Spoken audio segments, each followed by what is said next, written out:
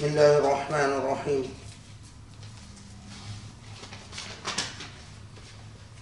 الحمد لله رب العالمين وسبحان الله العلي العظيم نحمده ونشكره ونستهديه ونستنصره داعين الله أن يتقبل منا وأن يهدينا سواء السبيل ونصلي ونسلم ونبارك على محمد وعلى آله الأطهار الطيبين وعلى أصحابه الصالحين وعلى من اتبعه بإحسان إلى يوم الدين.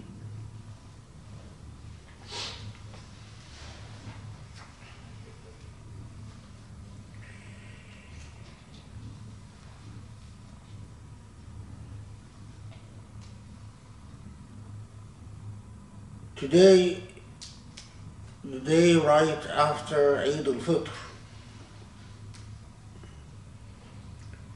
which in the opinion of many scholars is a continuation of Eid, because scholars debated whether Eid al-Fitr is a single day or whether it extends to 3 days. But no matter, the Muslim Ummah and Muslims around the world are still within the celebratory mood of Eid al-Fitr and the end of Ramadan, for the cycle to begin again as we await the next Ramadan and we await the next Eid.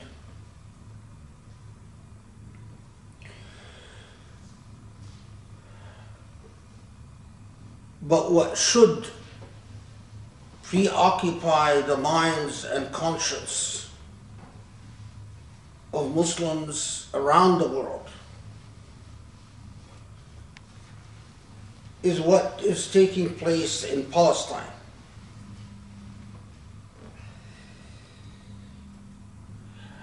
And the ongoing, seemingly never-ending, systematic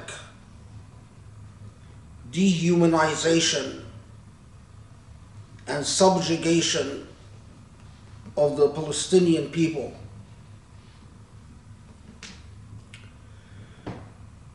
which I submit to you is really symbolic for the dehumanization and subjugation of Muslims at large in the world.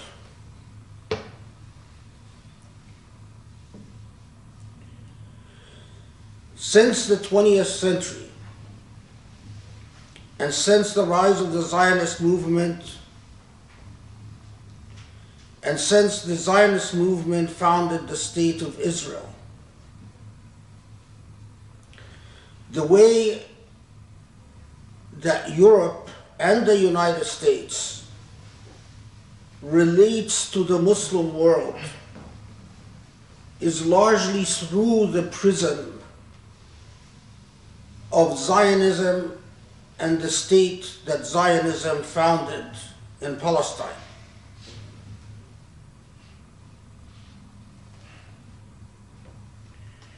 For those who do not know,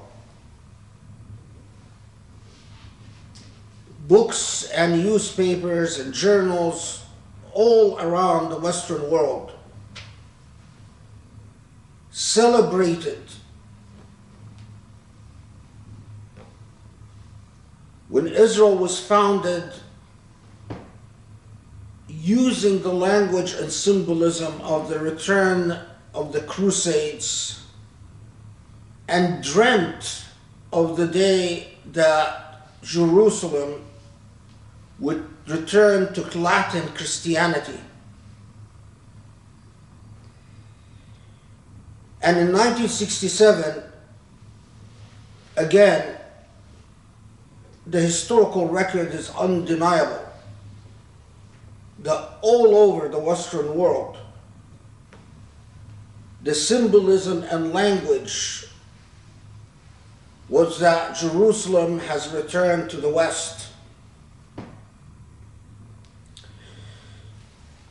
But there is a more basic problem,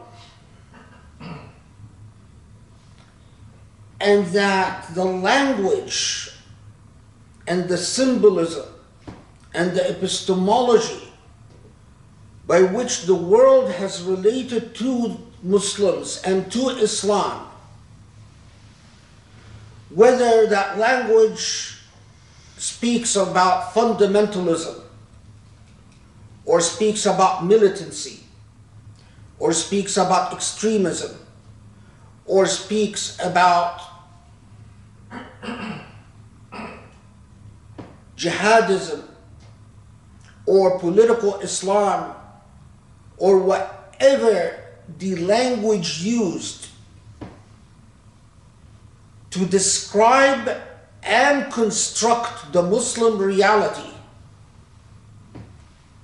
has always been centered and focused on how Islam and Muslims relate to the State of Israel, and State of Israel relates to Islam and Muslims. It is as if Israel has become a literal lens through which the West looks at, gazes at, and understands the Muslim world.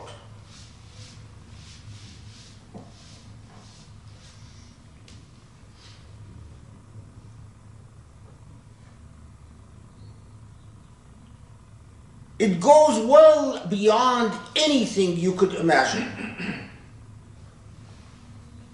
Whether Islamic law is good or not good is measured on a single scale, and how Islamic law would impact or not impact Israel.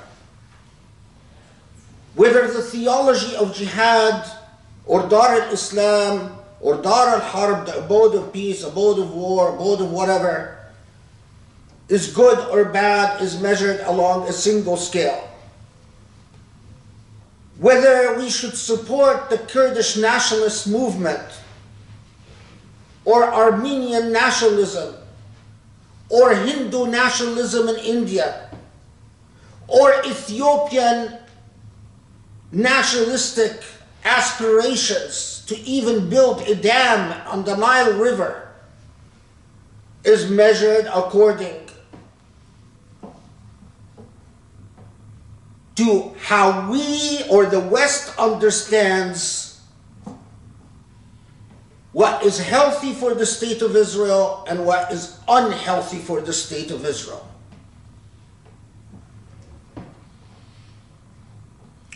All Muslims know this in their heart. All Muslims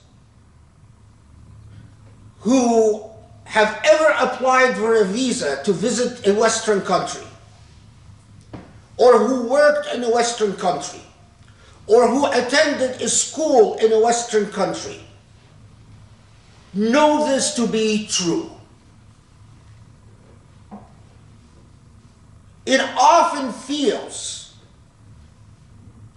that Islam and the entire Muslim population, all 1.6 billion, only matter to Western countries only to the extent that these Muslims have a direct or an indirect impact on Zionist ideology, Zionist aspirations, Zionist interests. And it is not about a homeland for Holocaust survivors as it was in World War II. Most of the Israeli settlers who usurp Palestinian lands today come from New York City, come from the United States.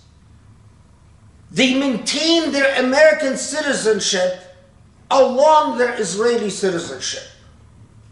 They maintain their American homes along with the homes that they steal from Palestinians.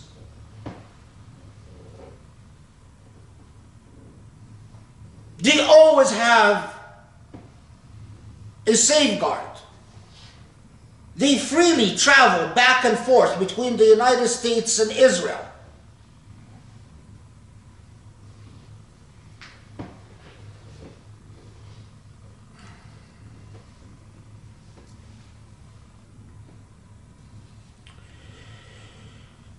What is the issue? What is the problem?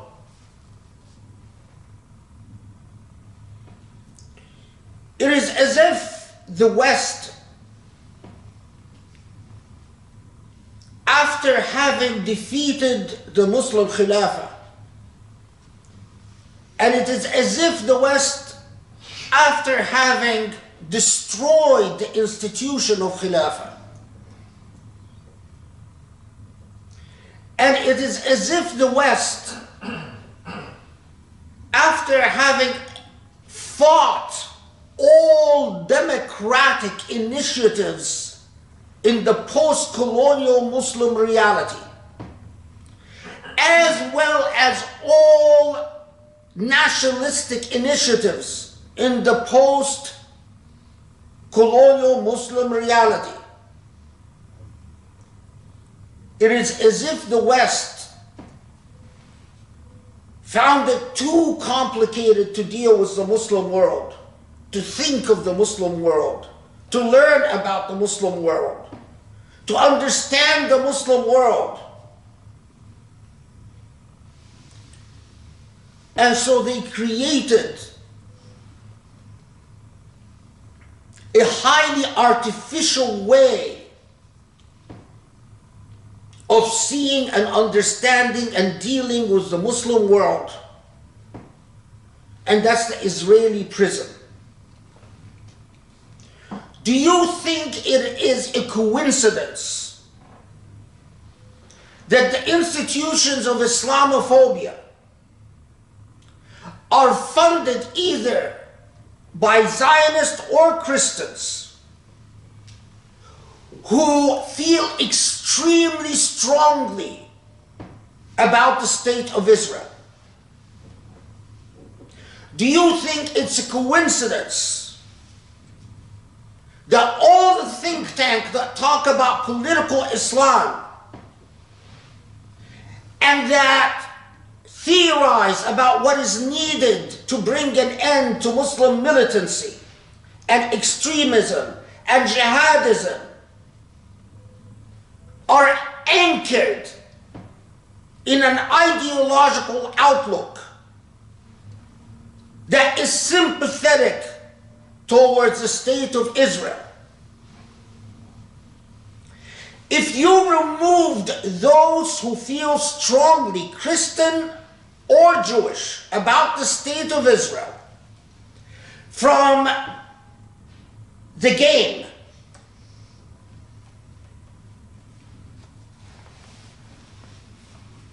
very little would remain of the institutions that construct Islamophobia and construct most of the discourse about what is acceptable from the Muslim world and unacceptable from the Muslim world.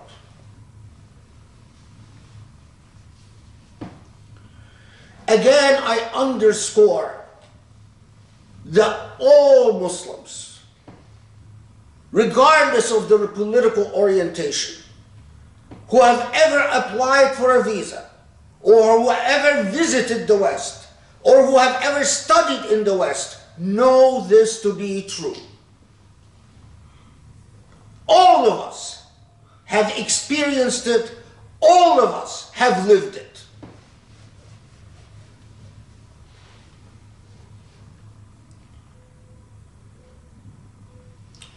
But I submit to you that this is really not about Islam and not really about Israel either.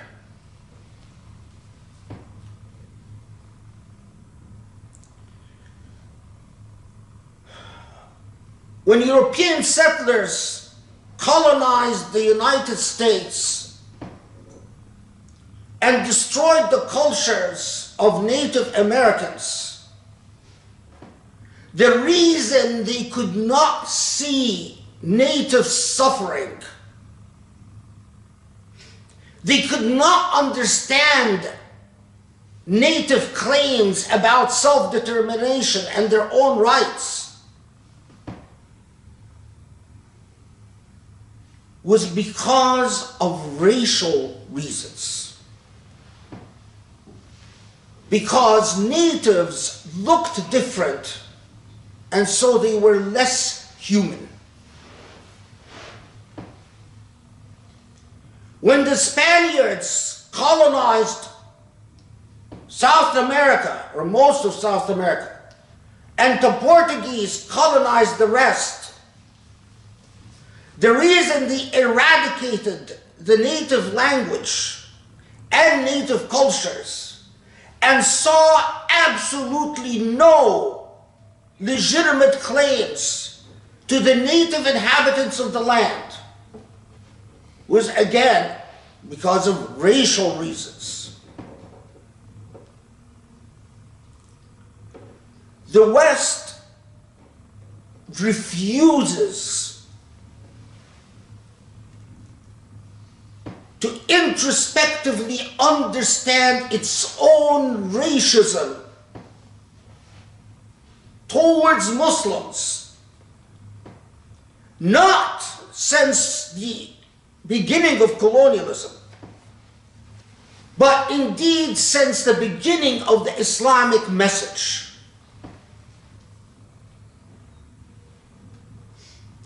The West has always seen Muslims as heathens, has always seen Muslims as barbarians, has always seen Muslims, whether those Muslims are in Sudan, in Algeria, in Timbuktu, in Palestine, as less human. But we don't say this consciously. We don't express it in clear terms. The way you know it to be true is the way that we react emotively to the suffering of others.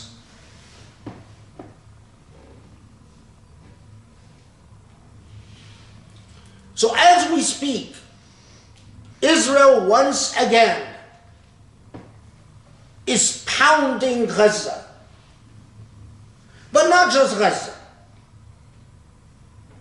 Israel is destroying the Gazan infrastructure. All of the targets that Israel is bombing and razing to the ground are civilian targets.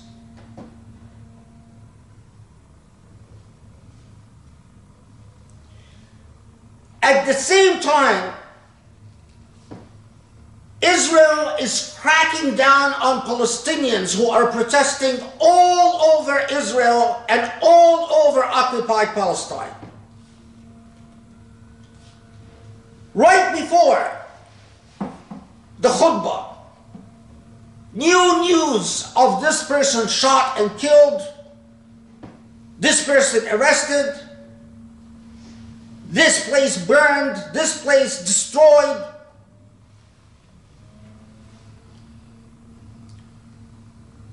Israeli settlers are lynching Palestinians on camera, beating them to death, as Israeli soldiers and police stand to the side and watch. It's on camera, it's undeniable. Once again, Israeli forces prevent ambulances from aiding Palestinian wounded until they perish, as the army and police stand watching. The atrocities have become so familiar that all of us look at them and say, oh, again, here we go again.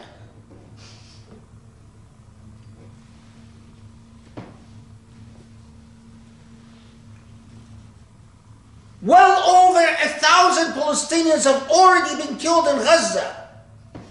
But here we go again.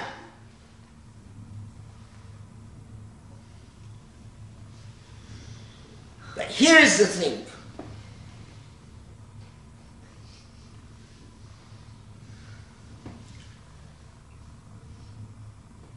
During Ramadan, protected by Israeli security forces, Israeli settlers, who for the most part come from New York and other American cities, arrogant, entitled, spoiled, wealthy, rich, interfered time and time again with Palestinian ability to have Taraweeh prayer, as at the same time they harassed and intimidated and attempted to expel Palestinians from the Sheikh Jarrah neighborhood. Incidentally, the Sheikh Jarrah neighborhood has been a Palestinian neighborhood at least since Salah ad-Din in the 12th century, because Sheikh Jarrah himself was a medical doctor who served under Salah ad-Din. Sheikh Jarrah died in the 12th century AD and has been buried in this area, and there is a mosque constructed over his grave that goes back hundreds of years. But in the eyes of Israeli justice, in the eyes of Israeli injustice, Palestinians have no rights. Although they've resided, the families have resided there for centuries. Israeli settlers, their typically racist, entitled attitude, come and tell Palestinians, out with you, we're taking this land. Throughout Ramadan, the Aqsa Mosque has come under assault after assault, as well as the Palestinian neighborhoods around the Aqsa Mosque. And Sheikh Jarrah is not very far from the Aqsa Mosque. And classic racist attitude. A racist expects the victim to suffer in silence, to shut up and just suffer. Exactly like a rapist rapes his victim. Just shut up and take it.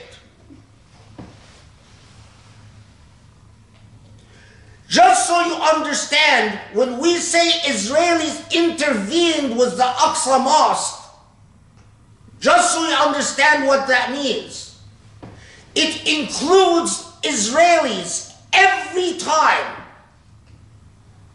for week after week during Ramadan. Israeli security forces sprayed Palestinians around the Aqsa Mosque and inside the Aqsa Mosque with sewage water. So often that the Aqsa Mosque stunk. The Aqsa Mosque and the area around the Aqsa Mosque smelled like sewage. And time and again the Palestinians would clean it and scrub it to get the odor of sewage out. And time and again the Israelis would spray them with sewage water.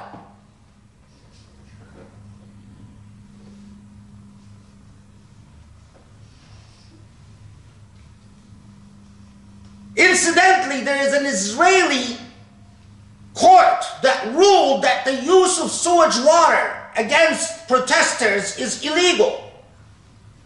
But Israeli security forces don't care. And they don't care because they look at Arabs and Muslims and Palestinians as nothing but garbage. Nothing but sewage. All of us watch the Israeli settlers chant in Hebrew, and in case you don't understand Hebrew, they chanted death to Arabs, death to Palestinians, death to Muslims, and interestingly, death to Muhammad. But the racist paradigm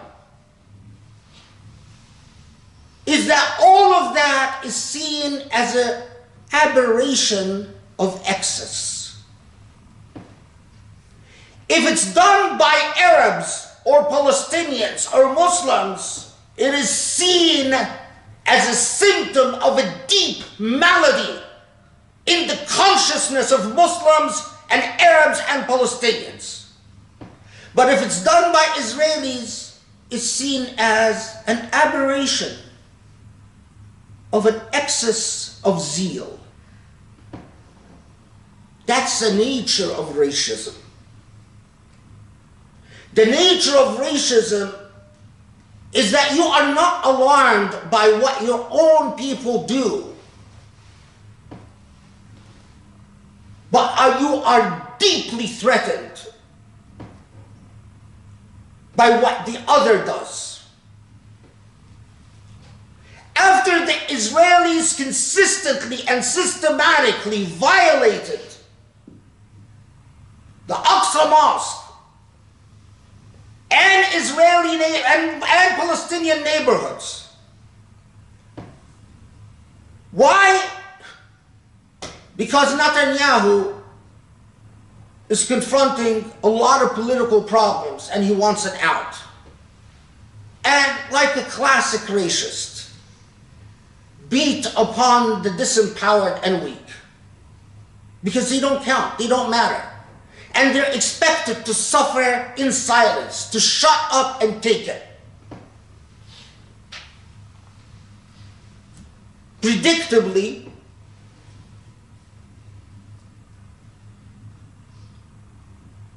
this kept happening until, in my opinion, Netanyahu knew that if he kept pushing, he will finally provoke the Palestinians in Gaza to respond, and they did. And so what is our response to that response? It is grossly disproportionate to anything. And like a typical paradigm of racism, if I am white and someone throws a stone at me and they're black, then I can wipe out their entire neighborhood, because how dare they?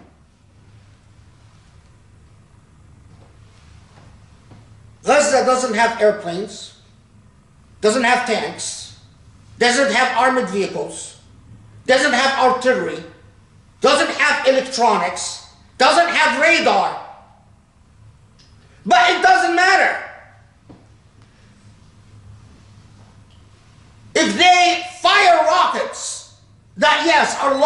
ineffective. We don't talk about whether they intended to hit military targets or not. We don't talk about whether they targeted territories that have been seized from Palestinians unlawfully in violation of international law. We don't talk about that violation as a violation of excess of zeal. We talk about Palestinians are all criminals. Indeed, Arabs are all criminals. Indeed, Muslims are all criminals unless they clearly see things the way we see them.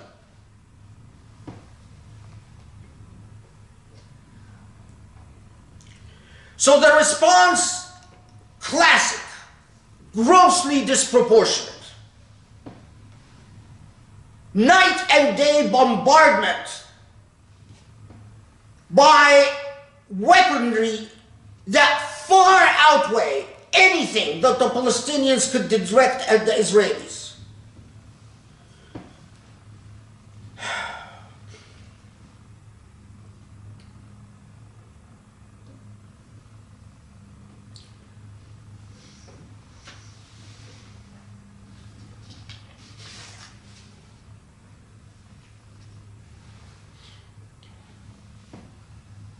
Not only that, but we can witness the live lynching of Palestinians and people who supposedly are active in the human rights field, highly educated, civilized people. As long as the person being lynched is the Palestinians, we can say, yeah, very unfortunate, it's horrible. But this is not characteristic of Israelis. This is just some Israelis who just lost their mind. So, Palestinians are supposed to be occupied for decades, live in refugee camps in decades, blockaded for decades, suffer bombardment for decades, and they're not supposed to lose their mind. And if they lose their mind, then this is Muslim fanaticism, Muslim militancy, Muslim jihadism, terrorism. But Israelis are bombed with a few missiles,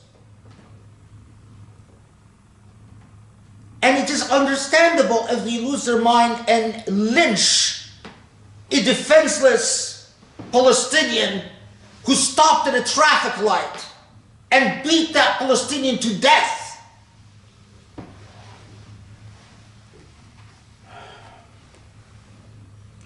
Classic racism. This is why people that I highly respect in the human rights field, in the field of democratic theory and practice, people who are otherwise very decent and good people, when it comes to the issue of Arabs and Muslims, their judgment becomes strangely skewed. Because racism is a powerful agent. And the worst thing about racism is that it infects us all like a disease. And we don't even know it. It is that sense of dread when you see a black man that first strikes you. That's the racism. Is that immediate assumption where you excuse the Israeli and condemn the Palestinian before you even know anything about the facts. That's the racism. This is why very decent and civilized people were able to watch the extermination of American Indians and live in the land that was used to belong to American Indians and still talk about democracy and civil rights and human rights and whatever. That is why the French was able to colonize Algeria without batting an eye. That is why the Dutch were able to colonize South Africa, or what is now South Africa, without batting an eye. The nature of colonialism makes you incapable of seeing the disempowered as equally human.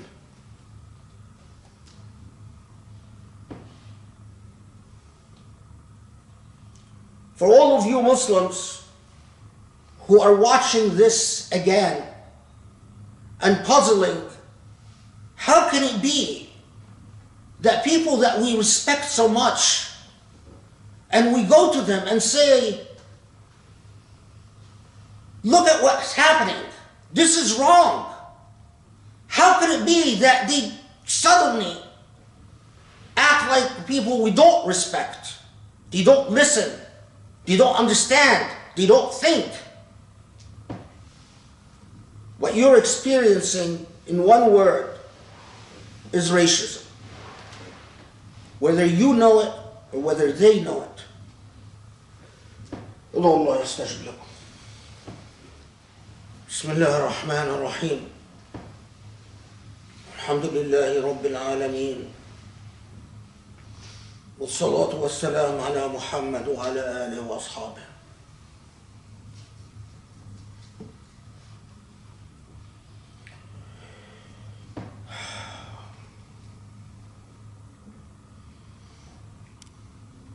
What is the subjugated and disempowered to do as they consistently suffer? International law like to talk about national liberation. In international law, those who live under occupation have the right to resist occupation. Those who live under occupation have a right to resist occupation.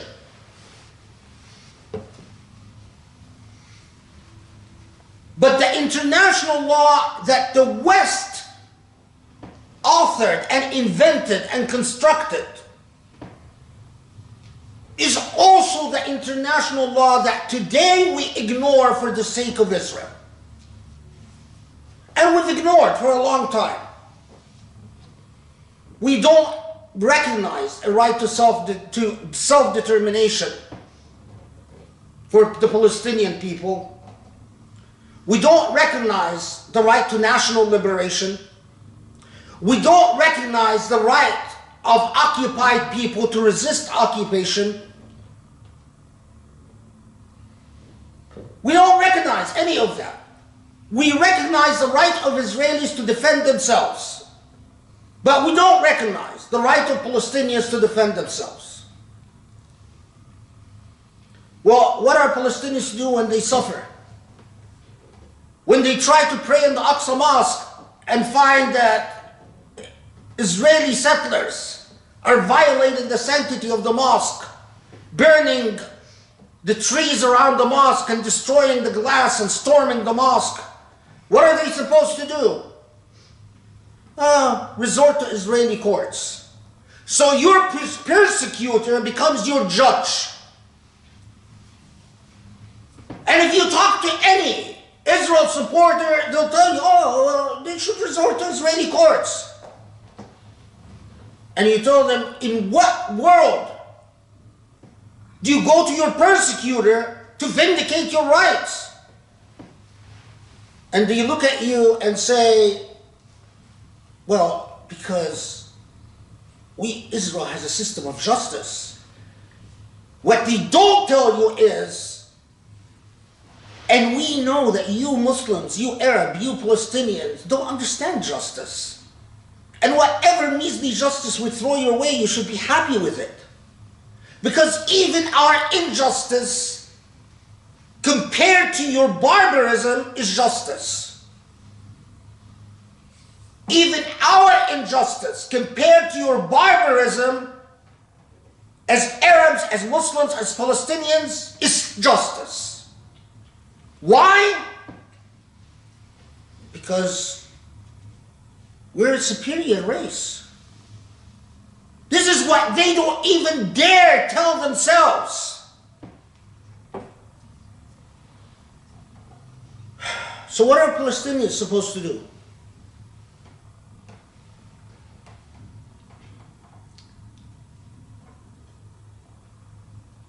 Simply suffer?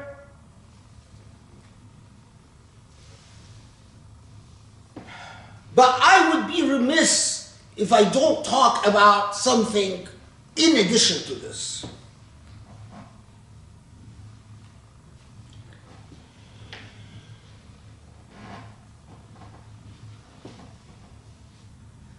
So many Muslims who have become thoroughly vested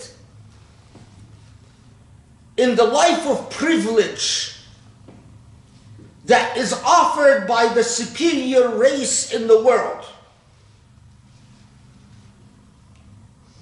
want to continue living in this world of privilege and to just be allowed a membership card in the club of whiteness. And I'm here talking about the Emiratis and the Saudis and the Bahrainis. Yes, their response is to the Palestinians, just suffer. Just accept whatever the Israelis are willing to give you. And maybe you can make a little profit from selling your home to an Israeli settler and enjoy the privilege of a job in the Emirat or in Bahrain or Saudi. So maybe you can share in the wealth that we live in and enjoy. So in other words, already we know that all around the Gulf countries, Emiratis, Saudis, Bahrainis, they treat fellow Arabs as an inferior race. Anyone that has worked in the Gulf knows this to be true. They are a highly classist and racist society. If you're Saudi or you're Emirati, you're superior to a Palestinian, you're superior to an Egyptian, you're superior to an Indian, you're superior to a Bangladeshi, you are superior to a Pakistani, you are superior to a Sri Lankan. But in their mind, you're equal to a British or French or an American or a German. But in reality, what they've internalized in their consciousness is a deep inferiority complex. All they want is that for the American or the British or the German or the French to pretend to treat them as an equal. They know fully well that the American or a British or German or French treats them as an equal only to the extent they make a profit from them. The minute they no longer make a profit, they'll treat them with absolute disdain. They know that. But it is the pretense is enough for them. And because of that, we find Muslims and Arabs look at the Palestinians and say, don't interfere with our theater. We work very hard for the white, blonde, blue-eyed woman from the Ukraine to shut up and be our sex slave so we can feel superior as Arab men as we have sex with a white-looking, blue-eyed, blonde woman because we feel deeply inferior in front of the British and the French and the American and the German. And when you Palestinians remind us of causes like the Aqsa Mosque and Palestine and the genocide in China and the genocide in Kashmir and the genocide of the Rohingyas, you disturb our little make-believe world. You disturb our little theater. You make us remember that we are Arabs and Muslim and that we are inherently inferior to our colonizer.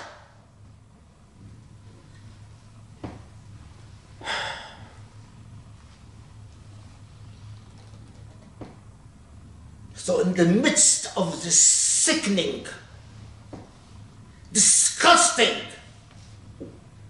God-forsaken, demonic reality that surrounds us, we get American Muslims like Hamza Yusuf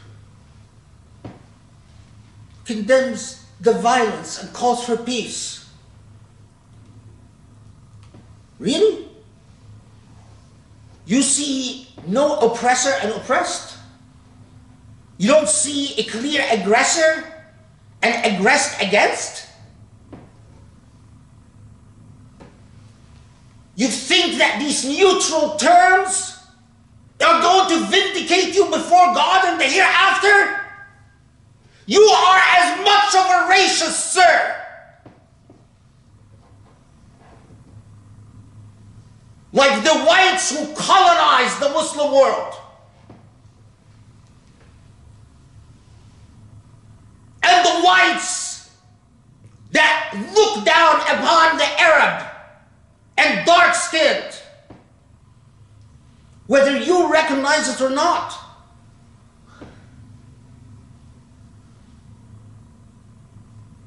Whether you recognize it or not. Until Muslims wake up and understand the world in which they live in, and demand that the world stop being so racist, and understand that no religion rebelled against racism like Islam. Until they do so, there is no path forward. And our misery will continue. And our Ramadans and Eids will be sullied with blood and oppression. This Ramadan, over 2,000 Chinese Muslim imams were arrested and sentenced to 10 to 20 years in prison simply for leading prayer during Taraweeh. Because the Chinese government decided Taraweeh is an act of extremism. How many Muslim countries have objected? None. Why? Because our white masters don't make it a very big issue. They continue trade with China, they condemn a word here and there, but it's not an issue. And if our white masters don't make it an issue, it's not an issue for us. أقول قولي هذا واستغفر الله لي ولكم وصلى الله يستجب لكم اللهم اعف عنا اللهم ارحمنا اللهم تب علينا اللهم اهدنا لأقرب من هذا رشدا يا علي عظيم. Allah forgive our sins.